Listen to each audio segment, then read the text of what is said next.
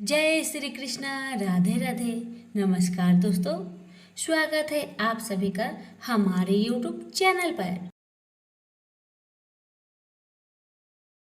श्री कृष्ण गोविंद हरे मुरारी, हे नाथ नारायण वासुदेव। प्रिय भक्तगणों, आज आप श्रवण करें कार्तिक माह में दीपदान की महिमा की कथा। जो भी भक्त इस कथा को मन लगाकर श्रवण करता है और इस कथा के अनुसार ही करता है तो उसे निश्चय ही मोक्ष की प्राप्ति हो जाती है। इसलिए कथा को ध्यान पूर्वक श्रवण करें और कथा में बताए गए नियम को अवश्य करें।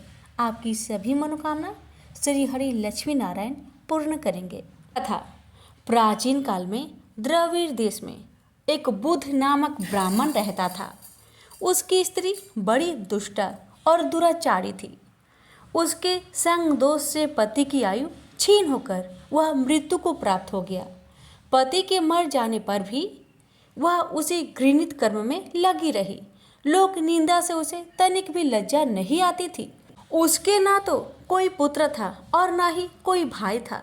वह सदा भिक्षा के अन्न का भोजन करती थी। वह अपने हाथ से बनाए हुए शुद्ध भोजन को भी नहीं खाकर मांग कर लाए बासी भोजन को ही ग्रहण करती थी। तीर्थ यात्रा से भी वह सदा दूर रहती और उसने कभी मंदिर आदि में जाकर कथा प्रवचन भी नहीं सुना था। एक दिन भ्रमण करता हुआ कोई तीर्थ यात्री विद्वान ब्राह्मण उसके यहाँ आया। उसका नाम कुष्ठ था। उस ब्राह्मणी को निंदित कार्यों में लगी देखकर कुष्ठ ने पूछा, ओ मूर्ख नारी, तू मेरी बात को ध्यान से सुन। यह देह पानी के बुलबुले के समान है। एक दिन इसका नाश होना निश्चित है। इस अनित्य शरीर को यदि तू नित्य मानती है तो अपने मन में बैठे हुए इस मोह का विचार पूर्वक त्याग दे। सबसे श्रेष्ठ देवता भगवान विष्णु का चिंतन कर और उन्हीं की लीला कथा को आदर पूर्वक सुन। और जब कार्तिक मास आए तब भगवान दामोदर की प्रसन्नता के लिए स्नान दान आदि करके दीप दान दे। भगवान विष्णु की परिक्रमा करके उन्हें प्रणाम कर। यह व्रत विधवा और सौभाग्यवती सभी स्त्रियों के करने योग्य है। यह सब पापों की शांति और समस्त उपद्रवों का नाश करने वाला है। तो मेरी बात मानकर निश्चय ही कार्तिक मास में दीपदान करने से भगवान विष्णु की कृपा पालेगी। ऐसा कहकर कुत्स ब्राह्मण तो चला गया और वह दुराचारी ब्राह्मणी भी पश्चाताप करती हुई इस निश्चय पर पहुंची कि मैं कार्तिक मास में अवश्य व्रत करूंगी।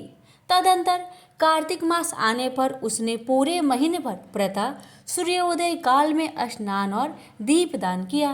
कुछ काल के बाद आयु समाप्त होने पर उसकी मृत्यु हुई।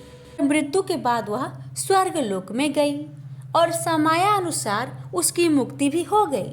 कार्तिक व्रत में तत्पर होकर जो व्यक्ति दीप दान करके इस इतिहास को सुनता है और स्वयं भी दीप दान करता है, वह अवश्य ही मोक्ष प्राप्त कर लेता है। प्रेम से बोलिए विष्णु भगवान की जय।